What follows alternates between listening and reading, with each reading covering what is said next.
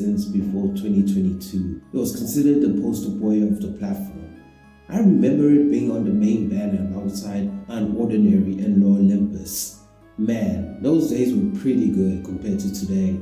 Nowadays, DICE is either just non-existent in the Mono universe, or when brought up it's just to hate on my girl Unju. I actually made a previous video on DICE based on its first 3 seasons, and this video is clearly meant to be closer to the first video as we discuss the 4th season. As I mentioned before, I did read season 4 until I stopped, which was at the beginning of the tournament arc. Can you blame me? When reading DICE for the first time, I was binge reading, which is the worst way to read a series as problematic as DICE. The pacing is fine, but the sudden shift in season 3 introducing the characters that barely made an impact on the story, and then season 4 starting with introducing more characters. Jesus, why do some creators love to introduce new characters, and I mean many characters that are just straight up forgettable, but the author does make use of these characters better than in season 3. Also, I need to admit that my love for Talk around that time was growing and getting deeper into manga reading as I was reading Out and Doro. I think it's time that I should get into it and discuss the last season of DICE and see if my opinions of the series has shifted from the last video. The season begins with 2 new characters. Yeah, it's a dude doing a mukbang live stream where before ending the live stream does a little show to show his audience the power of DICE. He tells his audience that anyone interested should DM him. A woman living alone shows interest. The guy, let's call him Mukbang, is seen in the alley waiting as the same woman, Jihoon, shows up. Mukbang seizes her up and tells her that the reason that he is giving her the DICE is so I know that ain't who I think it is. Can help him find Mob to get more DICE because X is out of commission.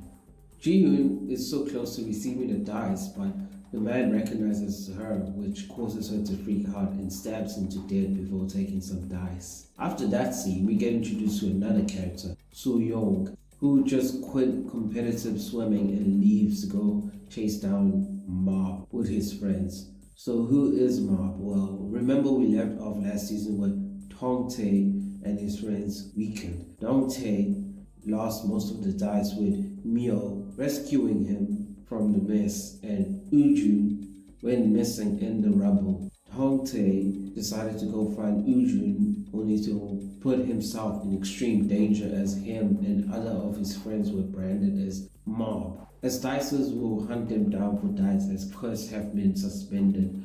I mean, the world of DICE literally became an unofficial PvP Mad Max server where most DICers begin attacking other DICers to collect DICE, as DICE can be earned if you harm other DICers. I think the story suggests that those DICers who lose their A rank or too much DICE are pretty much dead. I think.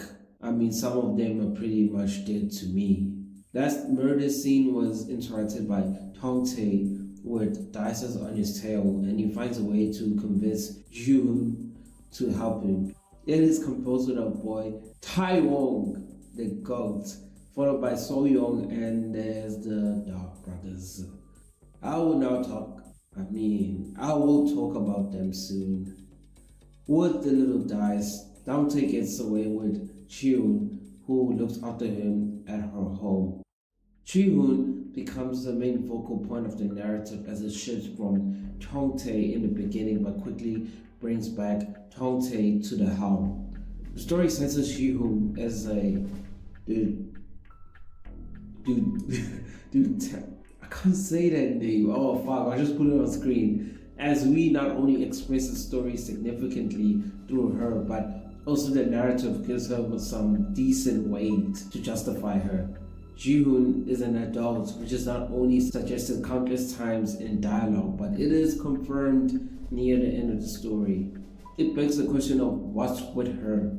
Everyone knows at this point that every character introduced into the narrative of DICE has some flaw or trauma they want to remedy with DICE, and even goes as far as the final die. Ji-hoon is actually an attractive girl who strangely always prefers to cover her face and is afraid that anyone would recognize her. Ji-hoon was not only scared shitless when he had to meet mukbang guy, but even around Tongtae was deadly afraid of being recognized. We finally learn that Ji-hoon is an internet celebrity of the darker kind, and she was made into one without consent by someone she trusted. Ji-hoon's journey throughout the story was learning to regain trust not only in others but herself and try to remove her shame from the world. We barely see moments where she wants to move on from the incidents, but then it's because the world will never allow her to move on. Her journey was getting dice to change her face, but quickly becomes an aspiration to get the final die and completely remove her past. Ji-hoon is always on the edge of collapse or rising to the challenge without any limits, and Tongtae was a constant that kept her from losing herself. I mean, Tongtae is the only person who sees her as her present self and not her past that is marred with shame and guilt. Ji-hoon appreciates it, and that small element allows her to decide to help Tongtae, though he is mobbed. The story does hint that Ji-hoon did develop feelings for Tongtae and didn't pursue him. Then the author loves to tease Tongtae with characters like Yuju or Mio with sexual innuendos or straight up baiting. Personally, I like Ji-hoon in comparison to the sea of characters that are added into the story because they either bore me or just ruin the story. I'm looking at you, emo boy. I'm not going to lie, I love tournament arcs. The greatest invention in modern fiction, and everyone knows if you got nothing to write about, just make a tournament arc. Okay, other than that cheap jab, I can see the value of the tournament arc as it does help introduce a lot of minor and major characters and some that will actually contribute to the story. The tournament arc was a suggestion made by Mio, who came in between Dante and his attackers, who was found once again when he was on the streets trying to protect Ji-hoon. As a kid, I genuinely thought that Mio's transformation was badass and that the story shifted. But as an adult, this just screams fake demon. Like, I get the author was trying to pull a fast one or develop Mio further, even though she did return to who she was at the beginning. A fat girl with self-esteem issues who is a major simp for a dude who settled for her. Mio actually runs a crew of other dicers she made players that collaborate with So-young's gang to guard Dante as the tournament occurs. This tournament arc is one of the worst tournament arcs and stories ever told. It's genuinely, honestly boring and doesn't do anything unique. I understand that this tournament was used as a cover for Mio to keep protecting Dante as long as possible, but it doesn't excuse how piss poor and boring it is. I mean, the author ends the tournament arc pretty freaking fast as So-young catches on to what's happening. There's one aspect of the tournament that I have to talk about because I just can't ignore it. The Dark Brothers. The Dark Brothers, to put honestly, is easily top one for the worst characters and worst minor characters, not only in the series but probably in manga. I understand that the author, Yoon Hyun-seok, wrote their character motivations and introduction with pure intentions, but that was a two-pack of ass. The Dark Brothers was just like the other players where dice is their form of salvation or a way to even the playing field. It was a battle against Ji-hoon where one of the brothers tells the audience why they're after the final die. They want to turn everyone into niggas.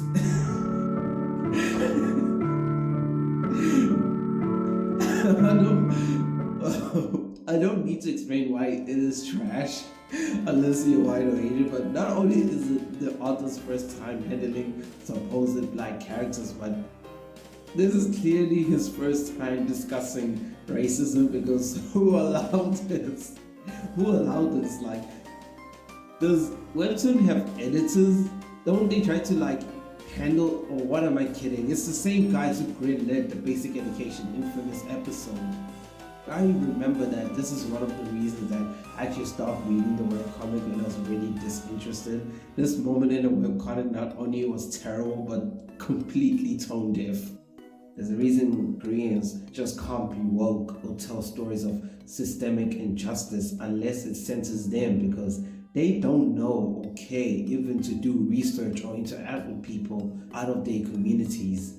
I mean, I keep seeing this not only with black characters, but even other Asians, especially if they're dark-skinned. Korean artists don't know how to depict people from other cultures unless it's them or white people, especially white people. When it comes to Asians, they're either enemies of Korea or straight up stereotypes. I mean, I remember early in the story of Windbreaker. I hope they bring it back. An actual black character existed in the narrative and slowly disappeared over the course of seasons. To tell the truth, I was glad it happened because I know very well that the author will find a way to mess it up intentionally or unintentionally. I just find it funny that Japanese artists are more capable of proper black representation than Korean artists, though the Japanese were former colonizers. It's literally some strange joke that pops up in your face without a single thought. I'm not saying that Korean writers and artists can't do justice in representing black people, but also other minorities. It's just that we always get fed the same stupid bullshit to the point most of us black folks would probably prefer that most modern one to focus on white people, Koreans, or even other Asians. I mean, this is not a major issue, but it's something I notice, and I know as the industry matures with artists looking to tell stories out of their world, that we will see more terrible representation from them, because most of the time, they probably don't care. Hongtae was able to receive a few dice from Ji-hoon that allows him to escape into a war zone. So Young's gang, Hae-woong and Johan, with their own interests to capture Hongtae, with Mio's crew fighting to protect Hongtae. Hongtae was able to collect enough dice in the battle and fights Yaeong and Johan until Yoojun comes in to rescue him. Before Yoojun arrived to save Dongtae, she was recovering in Taemin's shelter before Mo-young took over and tried to take her A-rank dice.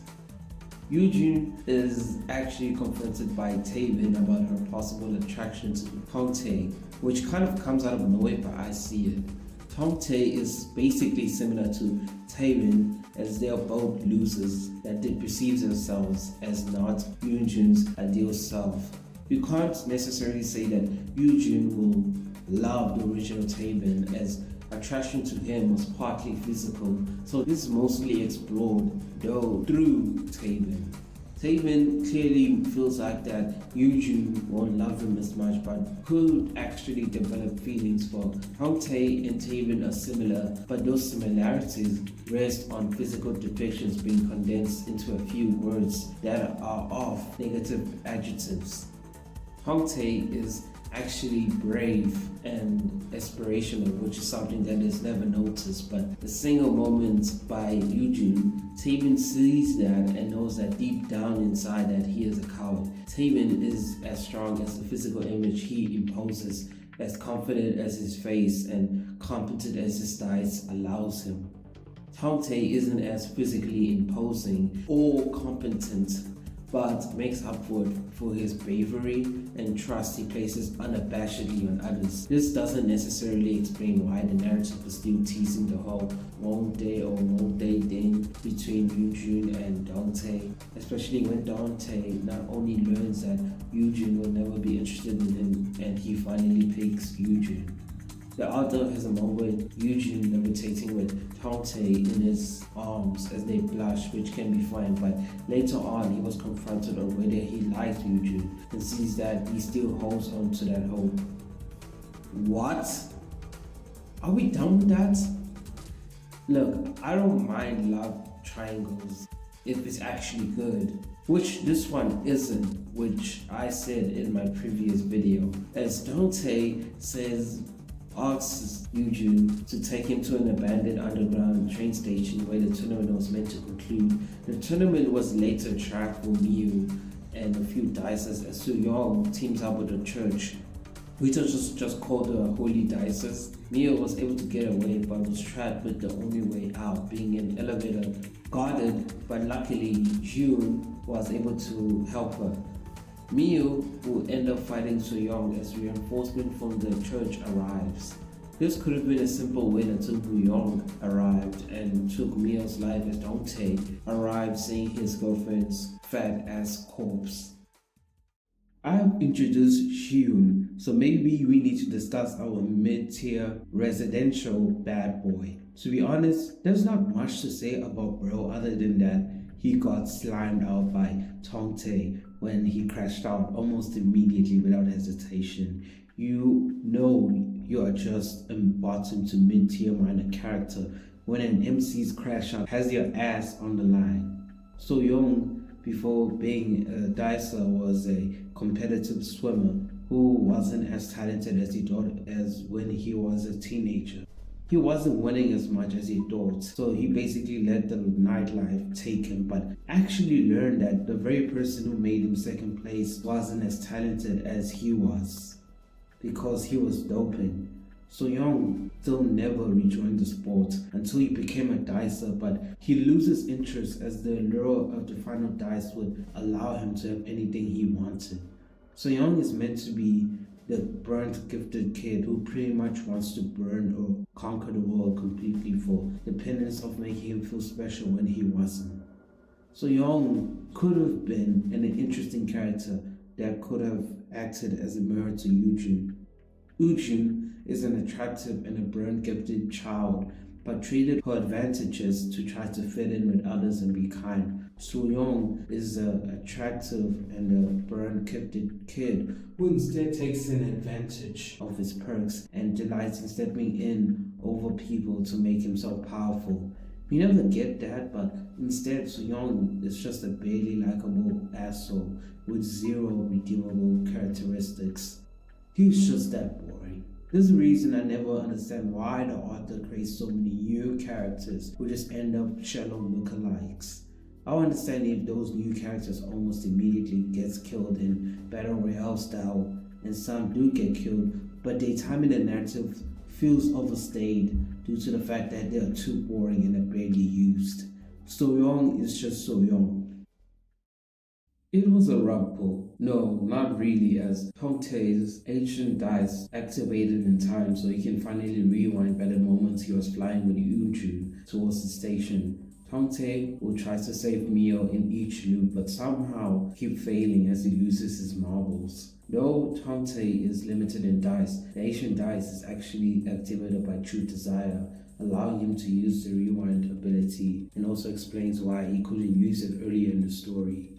Finally, Tongtae succeeds in getting Mio out of there, but Suyong comes along. But Muyong is just faster, so the fight becomes a 1v3 clutch that ends with Mio nearly dying but loses her clairvoyant die and her other dice, leaving her in her original form. This moment could be a sad moment dealing with Mio's unresolved feelings about her possible body dysmorphia and her self-esteem issues, only to become a fun moment as not only does Chi-Yoon show up, but also X is revived again. X explains triumphantly that thanks to Tongtae's desire combined with his time loop, the final die was able to recover, allowing him to continue the games. At this point is where Season 4 actually becomes entertaining to read. I mean, since the beginning of the tournament coup, the story actually slowly starts to develop some pacing and set up some unique elements and pieces.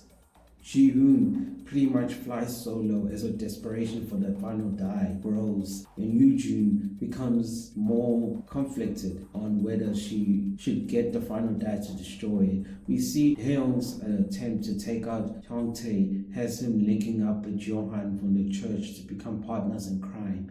Ji-hoon finally returns into the story, but not as they expected from him. The next part of the story, X initiates a battle royale, but this time A rankers are no longer the exception with lower tier rankers placed on the chopping block. Every dice is expected to kill each other, not until one is left to retrieve the final die. Here's a problem: even though most of the bench characters returns, some of the other dices disappear out of nowhere. The adult dicer teacher, Dawn, and the college students, and a few more minor characters that I can't name now, are straight up missing from the narrative. I find it annoying and strange that the author goes out of his way to create new characters, but somehow minor or secondary characters are just left off the frame of the narrative. These new characters are not even an improvement, except maybe Ji-hoon. There's a reason I feel like the writer has an editor problem, because any beta reading or simple critique would spot this glaring issue. The economy of characters in the story and narrative is either at surplus, with many characters that barely make a dent to the narrative, or the author creates a few new characters with a stripped down cast, limiting the narrative we can explore, so we are forced to start learning about a new set of characters when the time could be spent furthering the narrative. This issue affects the story of the manhwa, and there's a reason season 3 suffered so much and season 4 started so terribly. Luckily, the author clutches for the final half and actually starts to do justice, beginning with Mio. Mio is powerless, but Tong Tae goes out of his way to collect dice for her. You see, the battle royale is unique, as each dicer is required to have a certain number of dice within a certain rank to survive, because the cut-off date, which is the end of the week, will kill any ranker below the line. Mio is pretty much below the line with most dices in the game, so the streets are nearly quiet with most dices in hiding or seeking other dices to kill. Tong Tae tries his best to help Mio, but Mio starts reflecting on her childhood neglect, being the catalyst to her weight gain and low self-esteem issues. Honestly, this part of Mio's story should have been a season 3 storyline, because right now the story is nearing its climax where other elements of the narrative need to kick into gear. Eugene goes through an emotional and philosophical crisis as her original intent to destroy the final die shifts to resetting the world after seeing its old teacher Chun had died. Ji-hoon slowly becomes a literal demon because she is just knifing demons in dark alleyways and collecting dice like she almost little. While everything is occurring, we peep Ji-hoon entering X's hideout just so he can sign up as his PA. X agrees, and I'm not going to lie, I didn't expect Ji-hoon to act like this, as he always felt like the admirer of Tong Tae. He was all charming with Tong Tae, and it seemed that the author was making them a partnership of sorts. Partners in crime, you could say. I can also see the other side, as Ji-hoon chose the attacking team in season 2, though used his advantage to help Tong Tae, then in season 3 was gone for the entirety of the season, chilling by the side. I think the author turned him into a gag character because he didn't want him messing up Tong Tae's harem. Joking though, it's mostly how inconsistent his character was in comparison to others that using him as a gag slash exposition dump allowed X to reveal his plans and hints about the final die. X is actually planning to end the game as quick as possible and remove Muyong along with it to start afresh in another area. X spreads his dice through a singular character, which in the beginning was Muyong, but shifted to Taemin for the beginning of the story. Now Ji-hoon is up to the role that Ji-hoon accepts. This feels natural, as Ji-hoon since the beginning had zero aspirations. He just loved being skinny and playing games. But problem is that he lost interest in gaming due to the lack of games and decided to become a villain's minion to not only maintain his dice position but to also have fun. Ji-hoon and Tae-wong may be the only characters that I actually like and are well written comparatively to the rest of the cast. It's their simplicity and distance from the main cast and story that makes them remarkably solid. The rest of the week passes with dices barely acting and moving, unlike Ji-hoon, Tong Tae, and a few others. Ji-hoon delivers a PR message declaring X's disappointment and decides to use a dicer as an example of what will happen if they don't use the last 12 hours.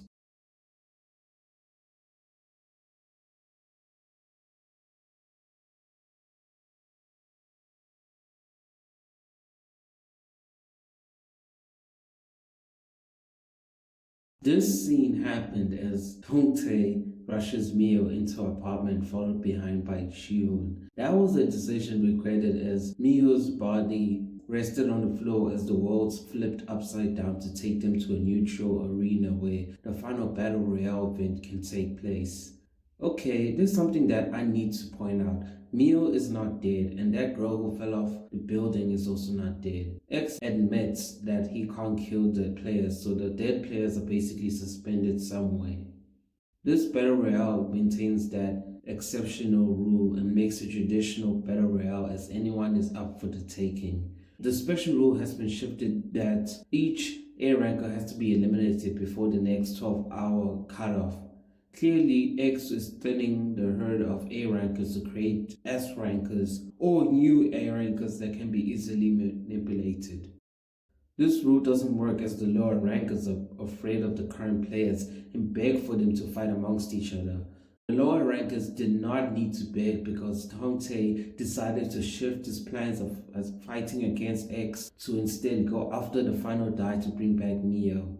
Like I said before, Soo-young gets eliminated with ease. Honestly, he was quite a boring character as other rankers get away with Yoo-jun while Yoo-jun decides she wants to convince Dante to return to his mission statement. Mo-young is a character who seems to lack interest in anything but getting the dices he lacks and finally fighting X. So he basically hunts down Johan and Yoo-jun, but before that gets attacked by Dante, believing he released time pass after killing So-young.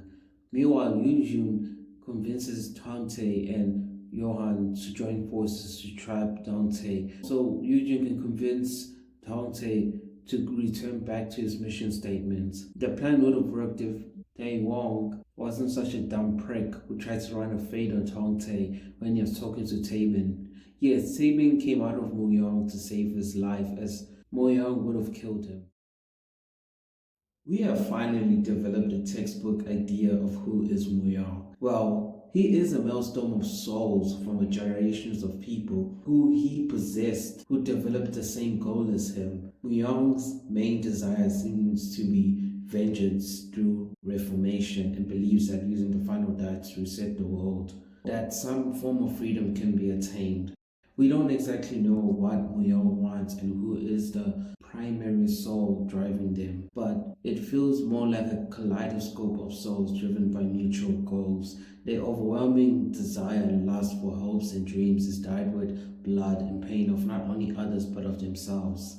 Mo-young seems to be in a constant pain and misery coalescing from its mutual souls that congregate and pulse.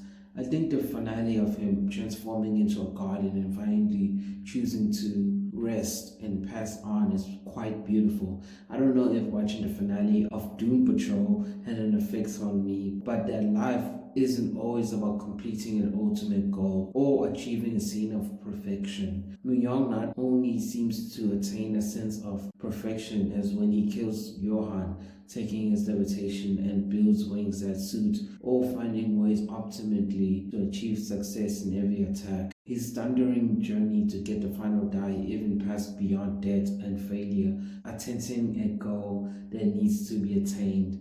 I won't say the whole life is a journey, not a destination, as it is a simplification of a concept I feel like Doom Patrol opened my eyes to. But considering dice, I think it's very fitting. Finding peace and moving on was pretty much something Mo-young genuinely desired but got lost in his misery and regrets that manifests in a journey that will never end. Dante tries to chase down Dae-wong to get his dice, but Yoo-jun finally arrives and confronts Dante and finally gives him something that she owed to him.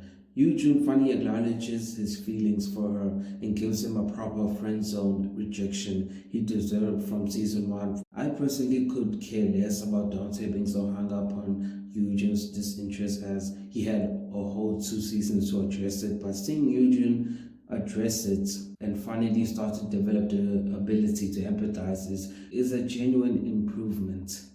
Yoo-jun always attempted to fit in and was liked, but there was always a wall between her friends, classmates, and everyone that was built up by their admiration of her.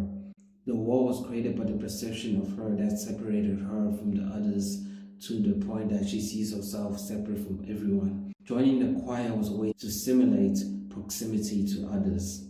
Eugene couldn't develop the ability to truly empathize, partly due to parental neglect, particularly emotional neglect and her trauma. Eugene never appreciated or wanted to feel so different from others because of her background and beauty.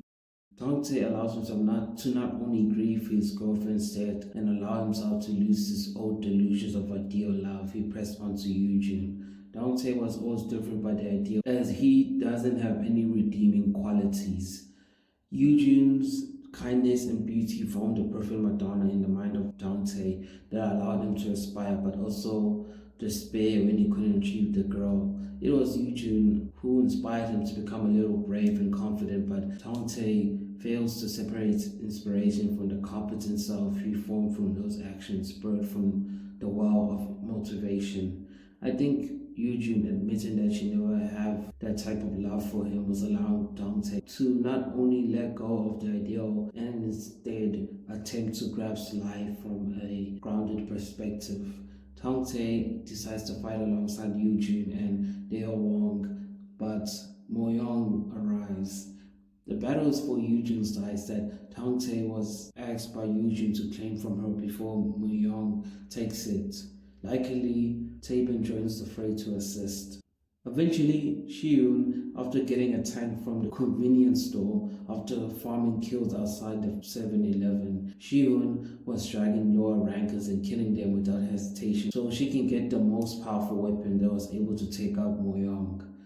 The battle was so destructive that Dante falls through the collapsing ground, past the falling rubble, and into an ocean where he experiences a dream where all his desires are satisfied and he's dating Eugene.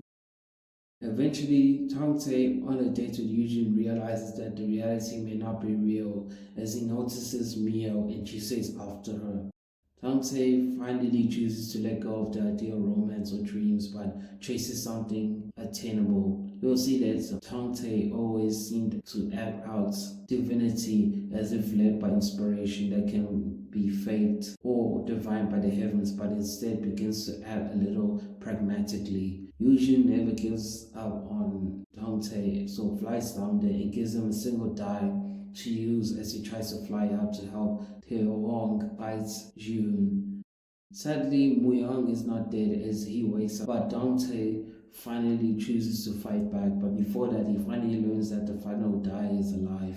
The final die is a manifestation of everyone's prayers and desires that accumulated over the years that created it. Dante learns that the final die cares about X and also believes beating him may not be easy. Dante disproves of that as he realizes that X is also under a certain condition of his wish and desire. X cannot commit violence if the player refuses to engage, which was Dante's reaction to his approach. Dante decides to fulfill X's desire by playing a game with him. X, seeing that he is cornered, decides to concede to play a game with conditions. It is 2 rounds of hide and seek with all the players involved, as X can multiply himself. There's a timer where the seeker counts, with the hiders having to search for a place to hide, and if the player loses the game by either getting all the players caught or fail to find every X clone, then X says he'll give each player their worst outcome. The hide and seek occurs on the old school, which is the manifestation of it where Dante barely attempts to hide and June was the last person hidden was caught. The next round with morale lowers 100 of X clone hide in X's old neighborhood. Dante decides to do something insane and not seek. He even convinces all the other players not to seek, but wait. The hide and seek rules never limited the seeking time, which is funny enough normal for hide and seek, but also X does love playing games that never end. It connects to his childhood of lack of experience with children in his age, and also the avoidance of returning to an abusive household. Even when X became powerful and no longer tethered to his father, he seeks to prolong his games as he allows himself to not face his trauma and pain. As the silence fills the village and the X clones begin to spy across the hills to see any dices descend the hill, X grows anxious as the silence and restlessness finally catches up to him. We all use distractions of some kind to avoid facing our trauma and fears. Some distractions are pretty insane and can be effective. So any form of silence or pacing of life slowing us into a stop can scare most. X needs to play as not only to reclaim his lost childhood, but also to avoid facing his pain. So when left alone in the village,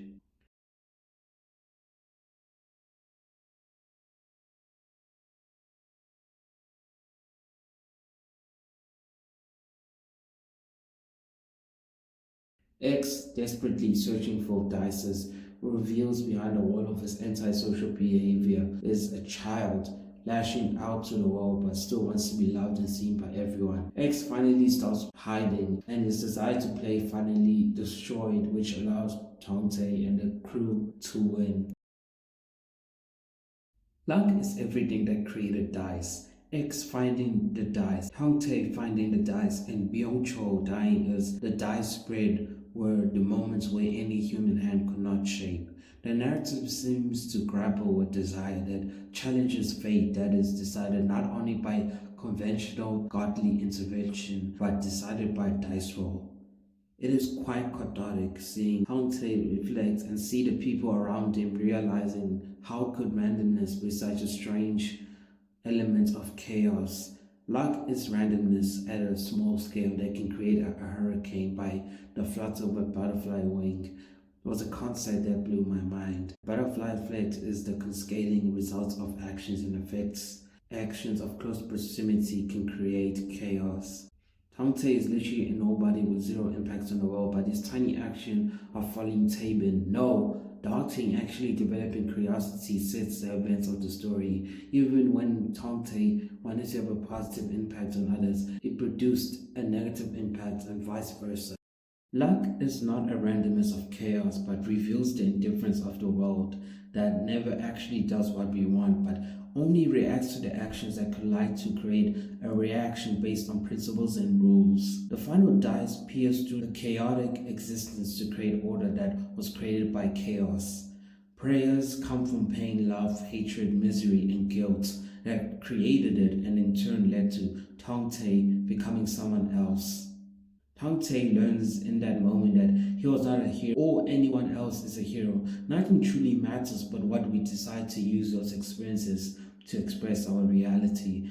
Taking action is just an expression, as the results may be meaningless at a grand scale. The story pretty much doesn't maintain a grand plan or perfect design, but reveals a chaotic design that humans will interact with to express, create, change, and destroy. Whether the author hasn't necessarily considered philosophical concept of the story, as it feels like absurdism through our islands, nothing truly matters but our actions powered by our existence will express and impress on the very system that never yields or bends. Tongte seems to find peace in his and others' struggles, as misery and pain can never be extinguished but will keep moving forward. Hangtae finally uses the final die to make everyone's wishes come true, as the story having an ending where the final die dies because its crack couldn't heal itself but sustained by the dead dice's desire would be a dark ending. It would have been interesting and it would have taken the absurdist element to a higher plane as characters learn to move on. I pretty much love the current ending of everyone getting their wishes but leaving Tangte as himself again. So Dante uses the dice to implant in others hope by giving them a second chance. So Young returns to swimming. Cancer Girl and his boyfriend is alive and she's discharged. Shi Yoon gets endless entertainment of games. Tae Wong gets dreams of wealth and abundance, but not actual wealth and abundance. The mistreatment of my faith is duly noted, and Ji-hoon's past is erased. Finally, Eugene gets a flashback seeing a girl she competed with piano competition was saved in a car accident that she believes she died. It doesn't really make sense, and I know the author did it because Eugene would be left out. I understand that the wish would help her resolve her childhood trauma and move on. I feel like her wish would be something with her dating Taven or something else. But Taven did get saved from the suicide and given a second chance. The best part of the ending, seeing that X is actually an adult who seems to have a happy family with kids. The ending is kind of trash, to be honest. Ji-hoon became a teacher because we see her holding the attendance record when hiding, then has it on her hand when she's teaching a class. That's some weird and terrible foreshadowing, as we never see her show interest in teaching or leading children. Though the ending gives everyone a happy ending without memories of the dice, but Tongtae, which makes sense as the events were pretty traumatic. The ending is kind of bad and boring as it is generic. All the story grapples about luck and unforeseen consequences and learning to handle them. Humans continue to deal with the reality that is unpredictable, which leads to absurdism or even existentialism, knowing there's nothing over it, but we still aspire as we find value in interacting with a different world. The ending does deliver that Tongtae still continues to find a way to improve and aspires to something unlike before. In the beginning, I discussed how Tongtae's arc is about him becoming more practical and becoming less of a dreamer, searching divination, or being guided by Eugene as he is Virgin Mary. In Hide and Seek, we see a moment where Tongtae reflects after being easily found behind the school building, that very spot where he was usually beaten out of sight, and he was remembering, hoping someone would come around and save him. No one would ever come for him. Tongtae realized that he spent time dreaming and hoping and praying and never considered that if it could fight back. The ending is just fine. I don't like it, but I don't hate it. It's not surprising considering the editorial supervision that story lacks. The fact that the author admits that mental health struggles while penning the webcomic. I did enjoy myself reading season 4 and had some solid moments. It is not enough for a recommendation or a reread. It's one of those mid-tier manhwas that you could read once and move on with your life. Eugene's hate doesn't make sense when her character is comparatively way better than Mio. Mio's just annoying and boring. Like, she literally lives for Tongtae and barely has any character flaw away from her fluttering self-esteem issues. That last part is partly purely on the writer that has a tendency to create females that are flat and stiff as a board. June is purely represented by a casting couch addition. Mio is defined by self-esteem issues, and Eugene originally was just oblivious hot girl that shows some genuine developments. All these three main girls have one thing in common, is that they all love Dante. There's a reason that I miss Dawn and the invisible cult girl, because they don't live or exist for Dante's ego. Dice's triumph as a series was mainly due to its art and the fact that most who read the webcomic were teenagers and teens. Back then, art on Webtoon wasn't as good on average as it is now. If you were a talented artist, getting attention then wasn't as difficult. Nowadays, art matters, but it's mostly on an aesthetic level and audience expectation. Writing is slowly becoming selling points, as a webcomic with good art and poor storytelling isn't as strong as before. As a comic artist, art does matter to receive attention and to get buyers, but if you're running a series, writing is a true weapon, as most readers will lose interest if the art is just good. If art is just there as good wrapping for a non-existent gift, Dice survived on its art and solid premise that was soiled by the lack of editorial assistance. Even when Dice became mid as early as season 3, it was mainly still popular as most readers were teenagers and teens, but that changed as they grew older and their tastes matured. Dice season 4 launched around the time Tar was reaching its peak alongside God of High School and Lord Olympus, overtaking the rankings on Webtoon, and readers omniscient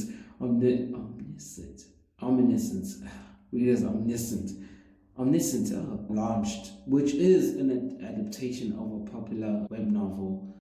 Dice basically died without a chance of redemption and is no longer remembered or thought about unless fans are talking shit about Eugene or Mio. After this video, I might take a break and won't release soon, so maybe like a month, so maybe end of September or early October I might release a video. Until then, see ya.